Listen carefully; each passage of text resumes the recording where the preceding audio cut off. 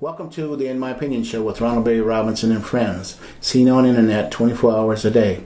To view our immense catalog, type in via YouTube, in capital letters, RBRIMO. I want to welcome our millions of viewers worldwide, and especially I want to welcome a very talented co-host, Mr. Henry Hatter. Hi, Ron. Mrs. Jackie Williams. Hi, Ron. And Mrs. Denise Smith-Allen. Hi, Ron. Scandal, Detroit Public Schools. It's in a mess, folks. It is in a mess.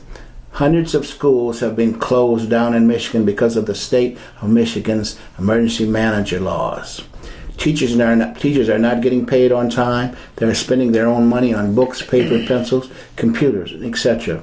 Many buildings are infested with rodents, mold, no heat, inferior administrators, teachers, violence. How do we intend to make our society productive with all this incompetence, primarily directed and affecting our children's education? Who would like to tackle this? I like to say that even though this is a Detroit schools, public schools, there is a common denominator in the name of Darnell Early. He is also the emergency manager in the school system that is overseeing the finances. And just like he failed in Flint, he is failing there in Detroit as well, unfortunately, because he was appointed by our Governor Snyder also. Right. Well, also he was a failure in Benton Harbor as well as Saginaw, and why Snyder keeps putting these incompetents, you know what I mean, in different places. And as Jackie indicated, he's been a failure everywhere he's been. But yet, the taxpayers are spending $225,000 plus expenses with this on this idiot. Well, Ron, I think you have to put failure in a perspective because he's on a mission. I look at him like a mercenary, like a soldier who's been ordered to go in and slash, budgets. So he's going to go in and look at what can go. And I don't think he's really concerned about what's going on with the people so much as what the bottom line looks like. And if he can help save money, then that's successful. Because if it was not successful, then he would not have been moved 3 and 4 different places. So he's following an agenda we don't understand nor do we appreciate. But the bottom line, he is doing a job, and the job is to make sure that the Michigan saves money. And so he's doing that at the expense of health, and at the expense of children's education, at the expense of, just the humanity. Because, he's getting a salary and he goes home at night. And when he's done there, he's going someplace else. But also, too, Denise, this is on record, that every assignment that he has had, all right, whether it's Ben Harbor, Saginaw, Flint, or Detroit, these systems are more in debt than ever. So I don't see where he's saving money. Okay, in fact, he's spending more of the taxpayers' dollars. This has been documented. Okay, so what his role is or assignment is, I mean, obviously he's failed miserably. Okay, if his job was to cut costs, he's not by himself. Every one of them emergency managers primarily, all right, have increased the deficit in these schools at the expense of the students and the teachers. Okay, but I still go back to his experience here in Flint, whereas certain things were sold off, like our trash. Our trash trucks were sold off, and we had other properties that were sold off, again, to save money or to recap or regroup in terms of the financial situation here. Now, we know that it devastated us in various ways, and most recently it's the water crisis. But overall, if you look at what the intent was, it was to save the state money and save the local government money. And that was his job, and that's what he did. And if he wasn't effective on some level of doing that, I still stand by the fact that he would not be moved again. They would have removed him and maybe replaced him with someone else. But he's been 4 places, as you indicated. So if nobody else is happy, the people down in Lansing are happy. Well, I think he's like J. Edgar Hoover, all right? In my opinion, I think he's got something on Snyder or his boys or something. All right, perhaps where you were going. I can't see how, the governor would appoint, this guy unless he had some stuff that the government or somebody in higher government doesn't want disclosed. That remains to be seen. Mr. Hatter, what is your... Well, I think it's risky for the governor to cut costs at the expense of schools and health care. Mm-hmm. That is the worst situation that can happen to a community. Mm-hmm. It's where the schools are cut to the bone and kids are at risk due to health care problems. I can't believe that that's one of the key points that the governor wants to make, because those are not indicated as part of his platform from the information and communications that I get that's relative to his position on all of these. So the governor needs to take a look at that again, particularly if schools are exposed to tremendous health care problems and safety problems in Detroit. But there are other things that can wait, but not health care and the schoolroom dollars that are needed to drive the schoolroom. Mm-hmm. And then with this mold and the vermin and stuff like this is, this is disease. Okay, you get mold, and then you get issues. All right, psychological issues and things that much different in terms of health issues than that Flint River water. And I think the teachers walking out like that and sleep outs and sick outs and all of that devastates. That multiplies the problem there, because kids need to be in school 86 days a year, and if they're not being there, then the school district, the State Board of Education has to decide whether they move these kids through to the next class or whether they hold them back because they are not complying with state law for education. And I'm sure that many other school districts who see this as a gift to one school district may be negative to other school districts. But they will speak out on that. I understand that children should be in classrooms, okay, but and I applaud those teachers, all right, for not showing up and closing things down, because again, you get no respect, all right. They've had all kinds of meetings, all kinds of school board meetings and things of that nature. They have bent over backwards, from what I understand, okay, to address these issues. nothing has occurred. All their concerns have fallen on deaf ears, because it was statements that made by Early was that, okay, I understand that the conditions are not what you need them to be, but I just need you to go back to work. But go back to work at what cost? Because you're costing people their health, and then when things happen, then you have to fight for you to get coverage and fight to do this. And so I just think it's very unfair that they even have to be put in that position, because the pictures we looked at the gym alone, where there's mold in the gym, where there's been leaks for over a year, and it's just open mold, and it's seeping down the hallways where they have to constantly come out and put some cleansers so that they can even stand it. Those are not regular conditions that they should have to teach. I agree with you. And so there's no salary that is acceptable to have those conditions. So Yeah. I commend them again for walking. Well, I don't. I think it's negative. I think that teachers are sacrificing kids for their own So where egos. should they go to teach them?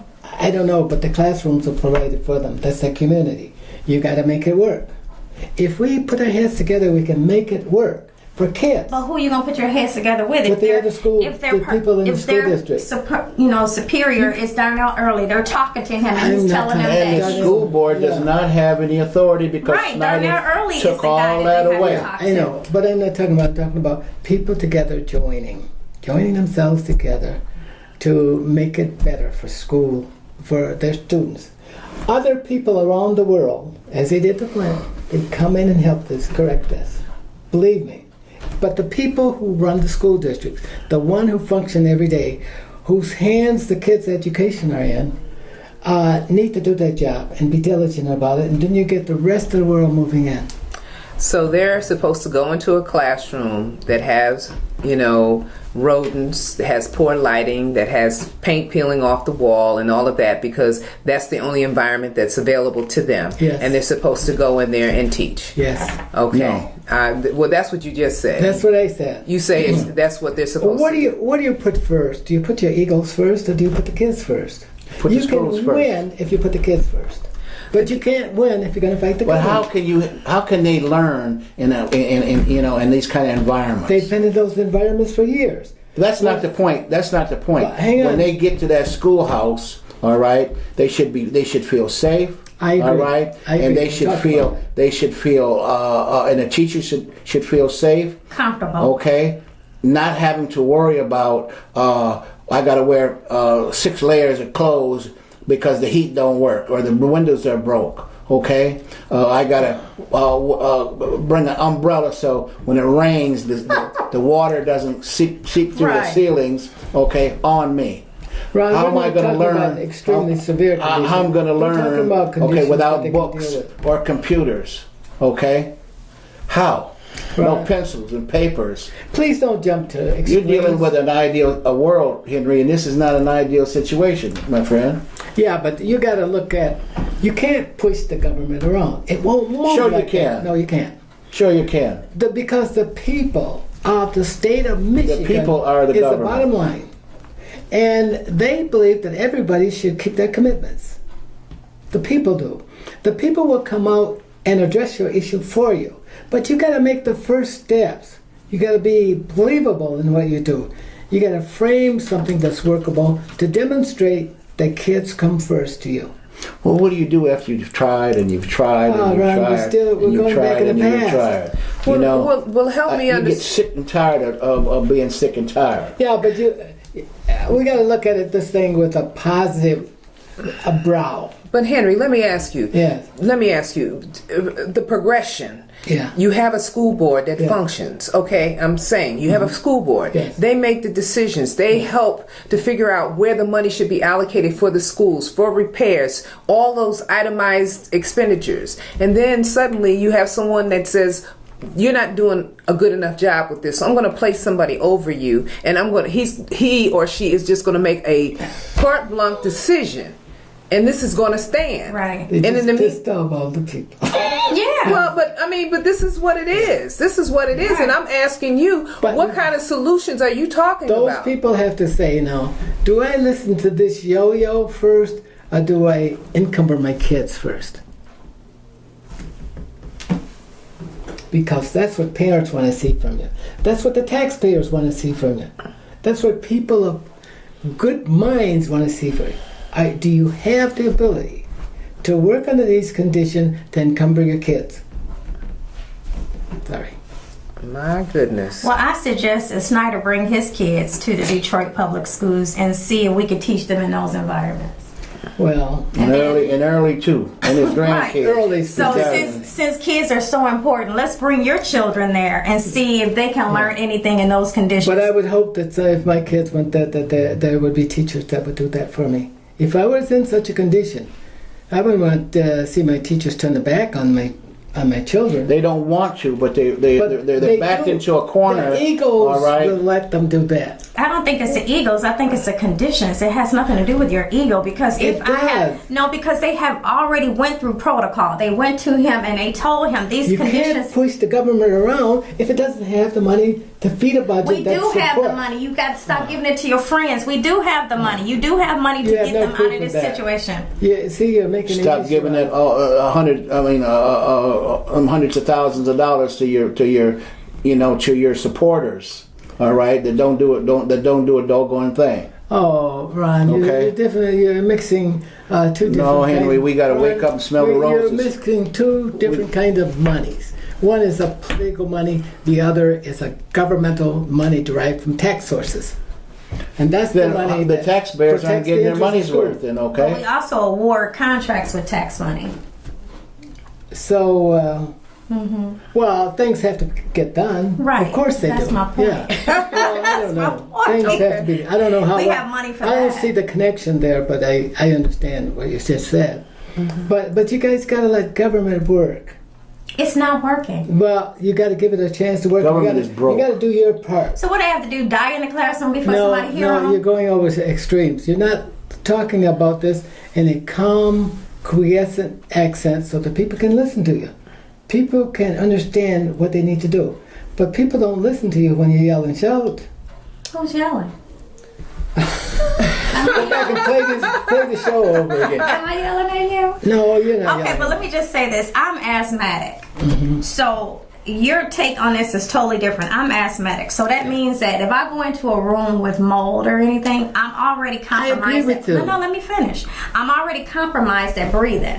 So if I go into a room that has mold everywhere, I'm not going to be able to breathe. And then what I am breathing is going to infect my lungs. And it's going to make me sick. And so I'm going to have issues. You want to move to Clio where that doesn't happen. Oh, see. So the people out there would never let their kids. But do you hear I'm hearing I'm talking you. about the people. The people. So why They should the never people in let Detroit? the kids walk around in mold and water and feces from rodents and So stuff why like should that. why should the parents in Detroit allow it? Huh? Because they do. No. Do you guys know what it means to be an advocate for schools? Absolutely. And and for one thing, a parent is the child's advocate. If the child It's got to be multiple advocates. Yeah, well, certainly. But I'm saying, the primary advocate, and I am so sure that those parents went to the school board to complain about the conditions in which their children had to attend school. The teachers complained. Why didn't they investigate that with the health department, whose responsibility it is to protect the kids' health?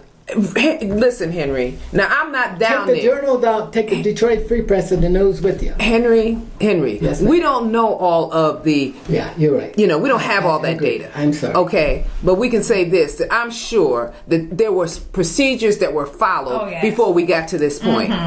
I'm sure that there were. But the health department was the next step. The health department, has been in there. Ron, The I wanna news see media has been in there. That's why it's public notice. I mean, it's public information now. What are All they over- doing to all over the world. correct it? What's the news media doing to correct the problem? They help What's the reporting health They're department doing? reporting it, Yeah, but what are they doing to effectively help the problem? Just reporting it, making news? No, they're doing a lawsuit. They have a lawsuit filed. But the kids are not being served by the lawsuit. No, but Not it's immediately. just. But that's going to help their conditions, because I guess you won't listen to anybody else. So maybe you'll listen to a law, or you'll listen to a judge tell you that you have to have the dark kids, and that's what their whole ploy is. But that needs to kids- happen post haste. Yes. And that's why this judge is here last week all right, refused to accept, all right, Early's request for injunction, okay, because she knew what's going on in these schools, all right, and the deplorable conditions that the staff had to work under, okay. Early don't give a shit about nothing but his $225,000 plus expenses, okay, and he's taking care of his little stooges, okay, that are making money that they shouldn't. Top heavy. You know, I think that the picture would be, if you can put up with me for a minute, because I got a little heartburn on me about Detroit. If you remember, individuals who worked for the school district when it was 250,000 students, they had limousines, they had credit cards, they stole food at the cafeteria. They were stealing from kids. They left all of the computers in the basement, and they were ruined. They were not attending the store. And there's evidence to support that, and it's printed in the press, and you can go back and pull this up as part of your investigation if you would like to know that. And all the people who steal from systems like that. I would never forgive people who steal from kids. What happened to those individials? Anything? I don't know. I don't See, then know. that would be interesting to find out. But you live in a city that protects its own, and will yell. I don't know if they protect their own, because they show their own. They show Prosecutor Kwame. Well, Kwame needed to be prosecuted. Yeah, he and- stole from the people. But he was one of their own, and they prosecuted him. Right, right. Yeah. Well, what about all the people who stole from kids? Kwame didn't steal from kids. He stole from the enough, people. but still. He stole from the state of Michigan. But we're talking about kids here. And I know that. And so when people think about Detroit, what do they think about? All the kids that have suffered over the years through bad management, bad politicians, mishandling of money, mishandling of computers and contact, and not engaging in student education. Because I hear the stuff. How do we stop that? I don't know. Yeah, you have to do like the Chinese do. Take them out, dig a long trench. Take them out and stand up at the edge of the trench. Oh boy. Well, I agree with you on that part. You know what I mean? So those individuals won't do that You again. know what I mean? Those individuals That's what the won't. Chinese do. They line I them knew you up, guys knew that. put one in the back of the head, in a heartbeat. Maybe that's the way to go for Who those steal from for kids? those people. You know, here in America, okay? Maybe that will There send a should message definitely to be some these ones. consequences. There definitely should be some You know? consequences. I'm not advocating violence or anything, but Well, you just said somebody should get a bullet to the back of the head. I don't know how You more know. violent that could be. well, I'm but- saying what the Chinese do. Okay, well, Let I'm me just clean trying to that up. understand that. I'm not Right. advocating It seemed like violence. you were celebrating. Yeah, Just okay. saying. But Henry, you brought it up. And you know what they do for kids that don't go to school to behave? They have these canes, these bamboo canes. You remember the story? When the kids went to China and these two kids were out, they said, well, we are Americans, powerful, pump us, and we'll just spray this car with a little bit of paint.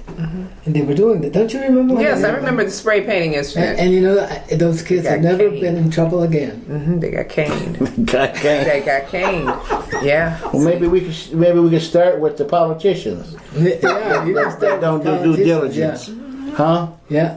You know, Early, Snyder. The But trench. people And all should the rest of never. them. But people should never steal from kids No. or old people. Oh, you should never steal. Yeah. Exactly. You should Exactly. never Exactly. steal. I hate a thief. Yeah. You know what I mean? Or somebody that. But there are that times fudges- when there are Misappropriation Fudges of the any books. type of But there are funds is circumstances just when you're wrong. hungry and body and soul is about to leave each other.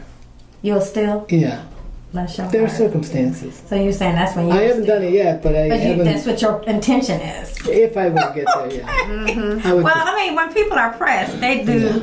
But I wanted to just say that one last thing is, to me, when the judge made the ruling against him making the teachers go back to work, that spoke volumes because she had reviewed the information. So it's bigger. It's a bigger story than what we see. So it's a lot of details that I would love to see what's all entailed inside of it. So it's bigger. And the press needs to play a bigger role in this. Yes. Of course, and exposing. And yeah. the press has lost a lot of credibility too, because they're in bed with their sponsors and things of that nature, and a lot of people don't know this, but when these newscasts come on, a lot of that stuff has been edited. All right, you got an editorial board that looks at all of this stuff. Okay, and if they don't want this told, it's not going to get told. Okay, I know. And it shouldn't be that way. The press should be free. Okay, to do what it was designed to do. Okay, tell the truth and let the rest of it fall wherever it may, Without fear or favor. Exactly. But that's not the case, it seems, anymore. Right. Well, one of the nice things about it is that we don't have to deal with just one source of information. Right. You know, we need to do our due diligence in looking at various news sources so that we can kind of pull that together and come up with some informed decisions. Okay. And we got to take all of our biases out of coming up with conclusions, coming up with strategies that are effective and that will last. And that would support the vision that we have and its outcomes. Yes. Exactly. So, you were talking about the press there, but you're right about the press. It needs to be part of this investigation and solution because it's there to point out to people, the people of the state of Michigan, when things are not right. And I recall that I had sent a letter to the editorial staff at the Flint Journal and outlining my own perspective that the black middle class started in 1941 and yet it went unnoticed. And it was the responsibility of the press, churches, universities, colleges, and the Department of Statistics in Washington. But they never said anything. They said that they were going to help me write it. They wrote the story and printed the story and took the storyline from me. With that, unfortunately, we must bring the In My Opinion show to a close. But I want to thank our millions of viewers worldwide and our excellent engineering staff, Miss Denise Smith-Allen, Miss Jackie Williams, Mr. Henry Hatter. This is Ronald Berry Robinson and friends saying until next time, stay focused.